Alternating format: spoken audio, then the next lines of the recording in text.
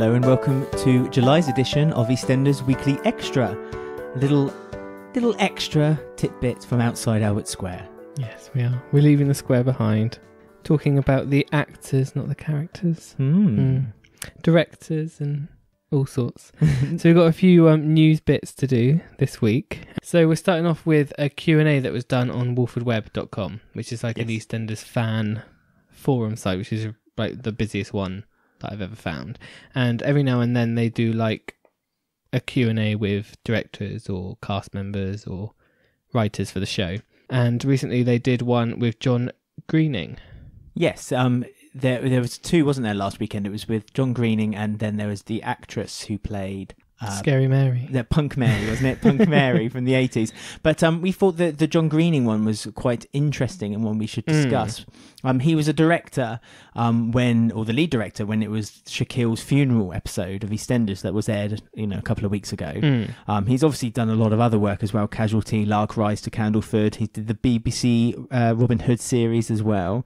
I know. But the focus was... a lot of EastEnders. I was going to say, the focus very much was on his role on EastEnders and what he's been up to. I mean, a few of his big ones that he's directed, he's been in this since 1996. So he directed the news of Harry Slater's death to Walford. Little Mo's been sentenced at the hearing. Oh, is that... Lisa and Phil's affair is revealed. The Little Mo one, was that the one with Trevor? The hearing. Oh, right, okay. Flashback to Phil and Lisa in Portugal. Chrissy cuts off Kate's hair. We spoke about that a few weeks ago. A couple of episodes ago. Ruby Allen arrives. Cat and Alfie's Christmas exit. The beginning of Stax. Not sure what Stax is. That was in 2006. Sonia and Martin's exit originally. Jace's death, which is Jay Brown's real dad. Real dad, yes. Stacey's point of view episode, which was the episode which was all from her. It was when they didn't know she had bipolar, and it was all filmed from her in one scene. It followed her throughout the whole day. From her point of view. Cat and Alfie's return. So yeah, he's done loads of It's funny that he did Cat and Alfie's exit and then Cat and Alfie's back. Yeah, it's so part of his character. But I mean, as we say, the most recent one is Shaquil's funeral episode. Yes. And that's what he was talking about. So we've got a few questions taken from the forum, which we're going to read out. So the first one we've got is from Sue. She says, "Hi John, I thought that Jace's final episodes were beautifully directed, bringing out some of the phenomenal performances of the cast. The scene of Jace dreaming about a happy moment with Jay right before he died really stood out to me as it felt so different from the norm in EastEnders. What was it like filming that scene, / how much input did you have in it compared to the script?" And John replied, James Payne wrote these fantastic scripts. It was easy to visualise what he had in his head because he's a brilliant writer. The question I will always ask myself is, what do I want to see? With James' writing, it seems to shoot itself. The best writing is like this. When you talk to actors, the well-written stuff is easy to learn, and I find it's the same for the director.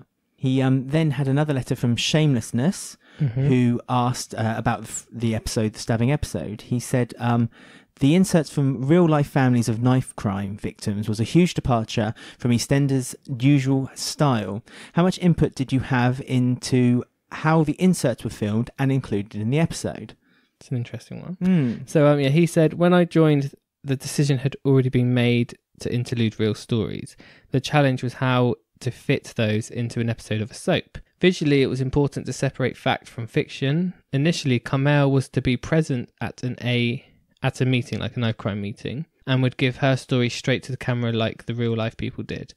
Sorry to interrupt, they did hint at that, didn't they? Remember we talked about that? That's what we said, because she was in that place of Denise, wasn't she? And she left what seemed to be like a meeting in a council building, not a council building, like a church hall or something. And he said, but that was soon dropped. So obviously that was like an afterthought. I guess it's a little bit inappropriate. I mean, yeah, if you were to intertwine Carmel with the real life stories, perhaps then it would have been maybe a little bit distasteful, kind like making her act like a mother grieving next to a real mother grieving. That's right. That would be not very nice. He says, what I think works is that you've seen the real victims initially, and then you see them again at the ceremony with their pictures. I made this decision that they should effectively not see each other. So again, the fictional and the real world inhabit different places, which is what we said when we saw that episode. We sort of they're there, but they're not there, sort of thing. That's right. Like, for the viewer, they're there for the funeral, but none of the characters. But for the characters, for the actual story, the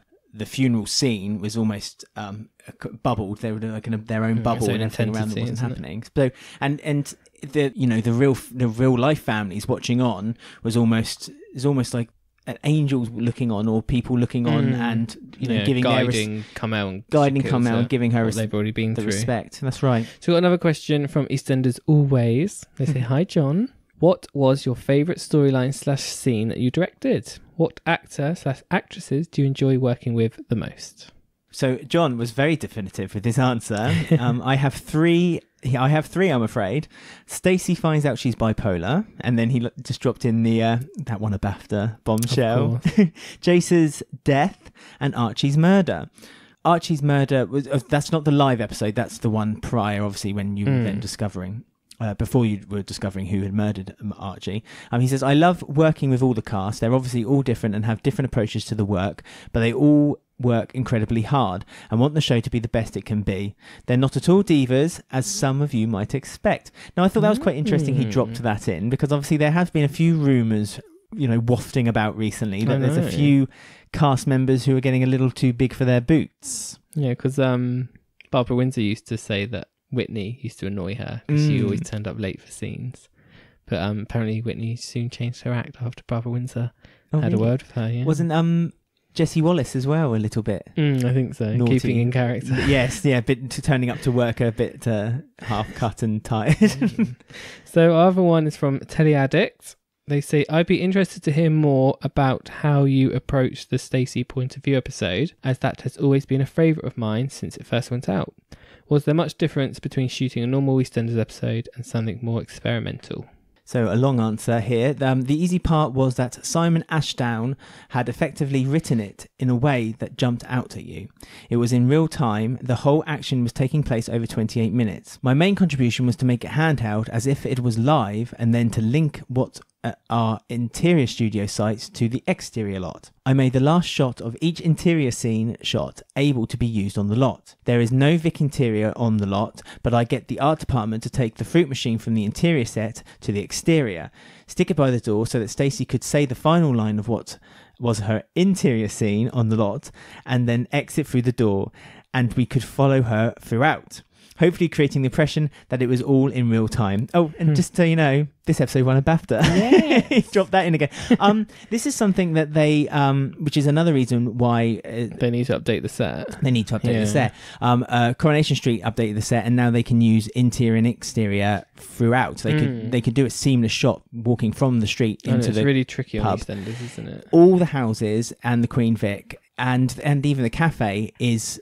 Has an exterior, but there's nothing on the interior. Inside, yeah. Like half a hallway, maybe, if you're lucky. That's right. That's why sometimes when you see they have Vincent's old house at number 1 is a good example. They have a door, and then they have another door that leads into the house. That's right, like a porch. And they have that in a lot of the houses. Or when they're doing a scene at the front door, they have the door closed slightly behind them. So if they're filming it all exterior, outside in the Albert Square, then they can't look in. Cut. But sometimes they do it where they do this whole scene and they cut it from the interior and the exterior, and then cut together so it looks like one.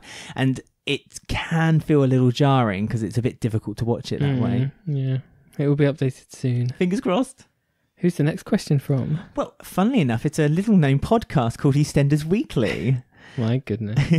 They said, "I just want to say what a fantastic job everyone did on Friday's episode. I was wondering about the scene at the end of the funeral and how the real-life families felt by the end of the scene of the cast walking past them and the photos and burying of Shaquil. And if you consulted with the families beforehand on how comfortable they felt to film scenes so close to what they would have gone through for their own son or daughter's funeral." And John said, "The show worked very closely with the families through Brooke Kinsella, who we also talked about recently." Yes, and we'll put on the show notes again her charity website so you can donate or give your time. And Leo Fawkes, who was our factual producer and talked everything through with the contributors. All of them wanted to be involved from the outset because they all wanted their stories to be told. I made the decision to keep the two worlds separate. I had seen Follies at the National Theatre last year and was struck by the staging. It's about a reunion of Broadway showgirls now in their middle-late age meeting up within an old theatre. Their younger selves move around throughout, but the two generations never see or acknowledge each other, even though they inhabit the same space. Now, see, that when we got that reply from John, I that fascinated me that he was using a theatre, something he saw in theatre as a trope to use in the actual big inspiration. Soap. I mean, it's very rare for something to translate well that is presented in theatre, because it's obviously a different medium, it's a different stage. Not You using don't get a pun. the same sort of atmosphere and stuff, do you? But from the, as we said before, the way it worked out was very good, and you can then get an idea of what he wanted, and that was that they were being watched by, I know I use the term guardian angels, but almost like they were being, as you said, that like guided. Carmel was being guided, being helped along just to grieve one last time for her son. Yeah, I mean, it's nice that it was obviously, it was all planned out even before he became director, so it's obviously something they've known how they wanted to do this. Yes. For quite a long time. So, yeah, I mean, there's loads more questions on Walford Web. If you want to go, we'll put the link on the show notes. You can read all of them. There's like 5 or 6 pages. Yeah. But, yeah, really interesting. And definitely check out, if none of you have checked Walford Web before, because it's a great place to go to talk about EastEnders. And also, like you said, that he has Q&As quite often now, don't they? On they do. Like, it's called Walford Asks, and they do it every now and then. We normally retweet it. We did retweet it the last 2 or 3. And that's also where we found that amazing family tree of everyone from Walford. Yes, it's worth looking at in itself. And the picture of Dot's cat. Yes. Which, if you visit our Twitter, you will see it. Yeah, we want to get a signed photo of Dave. Yeah, we're trying...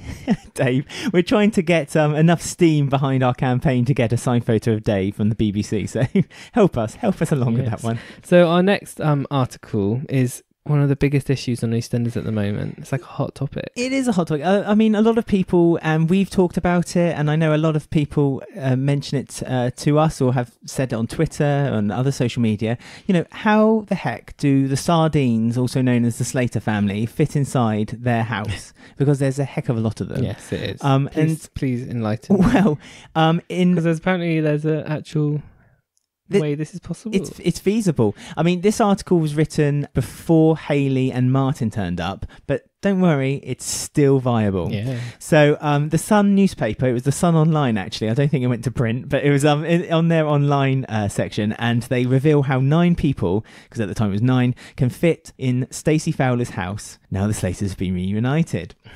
Now, we will post the photograph that the Sun newspaper supply, also with helpful arrows, just to explain where everyone goes. That's it. But basically, it's written as Stacey was already living on Albert Square with her 3 children, Lily, Arthur and Hope. She is also providing lodgings for Whitney Dean and her younger sister Tiff after she turned up unannounced last year. Big Mo arrived, and then Kat showed up for her own wake along with Stacey's mother Jean, and now all 3 women are crashing at Stacey's too. However, the Sun Online can now reveal they all fit thanks to a secret 4th bedroom. Now, if you just imagine, just close your eyes for a moment and just think as if you're looking at the kitchen set, as you're looking down the corridor, the hallway toward the front door. To the front door, yeah. There's obviously a door to the left as you first enter the house. To the right, sorry, when you first enter the house, that's the lounge or cinema, as it was. Stairs in front of you. Stairs in front of you. And then if you go slightly further on, there's another doorway. Oh. That is the secret 4th bedroom. Oh, so there's a downstairs bedroom. Yes. And apparently it was where it was first seen when Pat died. Because Pat died in the secret. Oh, was she in the downstairs? She was in the secret 4th bedroom. Oh, so it was there all along. So the insider claimed that Stacey would be sharing with her 2 youngest children. Whitney and Tiff would have another bedroom, and Kat and Mo would have the other. That would leave Jean to share with her granddaughter Lily, and the sofa is still available in case anyone wants to crash, which Hayley is now using. Yeah. And obviously Martin would move in and stay with Stacey. So it's Stacey, Martin, and their 2 youngest who would be in cribs. So again, that does make good sense. Wow, my goodness. So despite Martin's efforts to try to chuck them out last week, unfortunately, he's stuck with them because there's room for more if they need to. They can squeeze them all in. So there you go. That's how you can fit 11 people in a 2 up, 2 down house. Well, there you go. No wonder the rent's so high. So our next article is a bit of sad news that Bonnie Langford announced that she's leaving EastEnders. Yeah, this was announced on Sunday, I think. It was and she did it on Twitter after the producer of the play that she's moving to had first leaked it on Twitter that morning. So the article from the Mirror was EastEnders star Bonnie Langford is leaving after more than 3 years as Carmel. She'll be leaving Albert Square in the autumn as her character tries to cope with her son Shaquil's death. Bonnie Langford said, "I've had a wonderful 3.5 years at EastEnders and it's been a privilege to be part of such an iconic show. My storyline has been such an incredible experience and I'm honoured to be part of something so powerful and poignant. However, I've known since the beginning of this storyline it would always lead to Carmel having to take a break from Walford. An insider said, it's fitting his mum needs to leave the place where he died to come to terms with her loss, but the character who leaves Walford alone will not be killed off, so the door is left open." Bonnie Langford said, "I'm not leaving just yet, there's still plenty more to come with Carmel." But yeah, like you said, she's now got a role in theatre. But yeah, it's a bit of a... quite upset, actually, that Carmel's going. I mean, one of the things, which is what you pointed out straight away, was that she said that she really wanted to carry on with this storyline with Shaquil's death. All the interviews leading up to this episode, she kept saying, they've promised me this is like the long term, you see how it affects the family after a death, and she said, I'm here for the long term, but then she's leaving by autumn, so... But I would imagine she must have known about the new role for her well before maybe not before they filmed the scene. I mean, she even says, I've known from the beginning of the storyline it'd always leave to Carmel taking a break, right. Which I guess you can't really just keep showing Carmel like lifeless, because there's no point. No, I suppose with someone like Carmel, she's not, let's say, just for want of maybe a better character, but if something happened for Sharon's one of the mainstay kind of legacy characters that she could just kind of hang around, or she could just go see Michelle for a couple of weeks, come back with a new Viv and want to to have a her next storyline will start. Well, with someone with Carmel was very much stuck and revolved very much around this one storyline, and it was around her kids. I mean, I like it how they say she leaves alone, so at least we know Kush isn't. Well, yes, I did wonder if Kush was, because Kush and Denise, his family are going all around him, aren't they? Yeah, well, Kush and Denise were meant to be going, but the reason they didn't go to Dubai, wasn't it? Oh yeah, the reason they didn't was Carmel. Well, it wasn't just Carmel, it was also Kim, because Kim's not in a very good. Well, although Kim's built herself back up since. I mean, I've found a few people who have said some things to Bonnie on Twitter. There wasn't. I thought there'd be like loads of messages from cast members, but there hasn't been many. I've noticed one straight away. Miss Outhwaite. Oh, yes, she's always there. So the old executive producer who actually brought in the character of Carmel, Dominic Treadwell Collins, said EastEnders has been so lucky to have Bonnie Langford in the company for so long, one of our greatest and most underrated actresses. You've blown us all away with your brilliance, kindness, my lovely friend. And now to the West End gets you back. So, he's the one that introduced Carmel, so he's obviously going to have a soft spot. He was quite a successful producer, wasn't he? Tamsin Outhwaite. Yeah, she is. Back on Twitter. Turn up to the opening of an envelope. So, she says, one of my all-time faves since I was a young girl, enthralled by musical theatre. But her work in EastEnders has truly blown me away. And fake Michelle, Jenna Collins. Jenna Russell says, shine bright. Plus, you're missing out the emojis. Oh yeah, her emoji. Love heart emoji, muscle man arm emoji, love heart emoji. Yeah, that speaks. So yeah, that's sad news, but at least we know Kush is staying on. Yeah, well, for how long? I don't know. Sorry, no one knows. I mean, because a lot of that's Bonnie Langford going and Donna going. There was an interesting thing you found on Twitter, I think, that said that EastEnders only have 3 characters that were introduced from... Oh, yeah, between... I can't remember what it was off the top of my head. In the last 10 years, yeah, in the last 10 years. In the last 10 years. All the rest are older. Yeah. All the rest are characters that have been there before that time. And that's a really interesting statistic, especially if they're trying to, again, put a shot in the arm of the show to try to get a bit of audience attention. Yeah. It is a shame. They can't seem to keep hold of newer cast members. They sort of use EastEnders as a stepping stone now and move on to other things. Or they seem to be bringing new characters in for one story and then leaving again. But at least the Taylors are good. Old the Taylors. They're going strong. Yeah, they're still going. See one of them on Strictly this year. Talking of past characters, someone decided to have a bit of fun on Loose Women this week. Yes, this was nice to see. Pam St Clement is the culprit, as it were. The great Pat Butcher. And she, anyone who doesn't know the show Loose Women, I'm sure you guys do, but it's just a daytime show when it's a panel show with four women, and they all talk about news articles, and they give their opinion on it. And they have the fourth panelist is normally a guest, isn't it? Yeah. And on this occasion, it was Pam St Clement. So they quite interestingly asked her some questions about Leslie Grantham. Dirty Den, saying that it's very sad news that he had died, and it was it must have been quite upsetting for you. And there was a bit of a beat, wasn't there? There was a bit of a pause before Pam St Clement gave her answer. Yeah. And then she sort of told a story about was it the first time he saw her on set, wasn't it? The first time they met on set, because she quickly said we didn't really work very much together, but the first time I met him on set. So I'll say she recalled an instance in which Grantham and this is taken from Digital Spy. Sorry, yes, this source is from must credit. This source is from Digital Spy, and Pam recalls an instance in which Grantham made fun of her, noting, "That was a heck of a shock, actually. I was never particularly close to Leslie, apart from in a work sense. He was a devil, He'd test you. If you didn't pass the test, then that was it. He left you to your own devices. But I remember one time we were joking about, and I walked into the Vic, and he was there, and he said, 'Oh, hello, it's a great white whale.'" Now, we watched it live, didn't we? We were like, oh. And then we both kind of went, "Oh no!" And the whole audience audibly kind of went, "Oh," like that. Kind of, there's a bit of a shock, wasn't it? And I forget, I don't know what the panelist names are, but one of them was like, "Oh, what a nasty thing to say. I hope you told him where to go." But then Pam then started laughing as if it was like, "Oh no, that's his humour. That's his sense of humour." She goes on to say there was clearly a method to working with Grantham. However, as the actress elaborated, "I could see him laughing, and I was like, yeah, you was just trying to see how I'd react, weren't you naughty boy?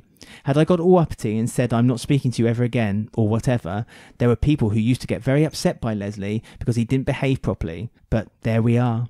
So, she wasn't bad-mouthing him, but you could tell that there wasn't a very tight friendship between her and him. No. And I think she was being very careful with what she was saying about him. Yeah, she sort of thought about what she was saying before she said it, didn't she? But yeah, I wonder who didn't pass his test. I'd imagine a lot of the younger cast didn't pass the test. I'm trying to think who'd maybe have to look back and see who didn't have many scenes with him or something. Because he's another kind of one of those examples which I could kind of imagine. He was in the soap from the beginning, so he probably saw himself as almost a boss. Yes, sort of, yeah. One of the higher ups in the cast, and so when he was reintroduced to it, maybe it was his, as Pam said, is his way of seeing if anyone could pass his test. Difficult to work with, but it's tricky. Like I say, St Clement wasn't in the mood to badmouth her colleagues, adding a touching sentiment regarding Grantham's death, which was in June this year. She said, "It's very sad that he died, and it's very sad that he died because he was in a dire circumstance after he left EastEnders, under a cloud somewhat, I'm afraid to say. Nobody should have to pay for their misadventures by dying, and I'm sorry for that, and I'm sorry for his family." Again, I thought that was a really interesting thing to say. It was almost like a "I'm sorry but not sorry." Not like a not sorry, but yeah. But also like she knew something that he had done, something more he had done perhaps, because obviously I'm sure a lot of people know that he was sacked from the soap the second time because he made that suggestive video online to someone, and this is well before all the webcam videos that come out nowadays, so at the time it was quite a big deal. Like a big thing, wasn't it? But yeah, there you go. So I presume no love lost between them two, I guess. Although she did say she was going to go visit Barbara Windsor. So yes, well, again, she had a go at the media for that as well, because a lot of the media was saying that they weren't very good friends. She hasn't gone to visit her. And she hasn't gone to visit her because, and she said, "Oh no, it's just because our schedules won't cross over," and also Barbara Windsor's quite tired. She's having a bit of a hard time. Let's just say. So, yeah. I mean, before we go, I've just got a few things to hook everyone for upcoming episodes of EastEnders. Oh, excellent. So these are from all the soap magazines' headlines. So we've got Stuart causes more hurt and heartache for the Carters. Which local gets excited by big delivery of boxes? That's an actual tagline. Big delivery of boxes. Hang on then, let's think about this quickly. Are you going to elaborate, or is this... No, this is just what I'm giving you. Jean has an idea of how to boost morale within the Slater family. Is it sausage surprise? Kat's on a roll when she starts lining up job after job, but it soon becomes clear she's overstretching herself. Will Hayley agree to bury the hatchet and help her out? I didn't know there was a hatchet between them. They didn't. Wow, this is all to come. So that's just to get everyone on tender hooks. I'm intrigued about the boxes. I wonder who's going to have a delivery of boxes. Who would need... And why is that a story? Yeah, who would get excited over a delivery of boxes? Slaters. Well, that's three stories though then. That's 3 stories revolving around the Slaters. Sounds about right. I don't know. I think it's Ian and Masood. That's got Ian and Masood with the wrong logo on or something. Yeah. Ian will change the name last minute and Masood wasn't told or something like that. Well, we can only wait and see. Here we go. Well, there we go. So we're going to be doing... That's our July edition. That's it, of EastEnders Weekly Extra. We're going to be doing one of these a month where we do news roundups and features and questions and Q&As. They'll just be a bit different, won't they, every time, I think. Something a little bit different each time. So just listen in. You can always contact us, don't forget, on Twitter at EastEnders Week. You can find us on Instagram, this is a mouthful, at EastEnders Weekly Podcast. You can email us, eastenders@gmail.com. You can also find us on Facebook. We have a page and a group. Do get in touch and contact us. We love hearing your views and your opinions and your comments. We will always try to reply to them as best we can. Yes. And also listen out to our live tweets during broadcasts of EastEnders in the UK. And listen out for our next show coming Sunday. Yeah, every week. We're here. Every Sunday is our audio omnibus. And apparently sometimes on a Wednesday. Yes, once a month.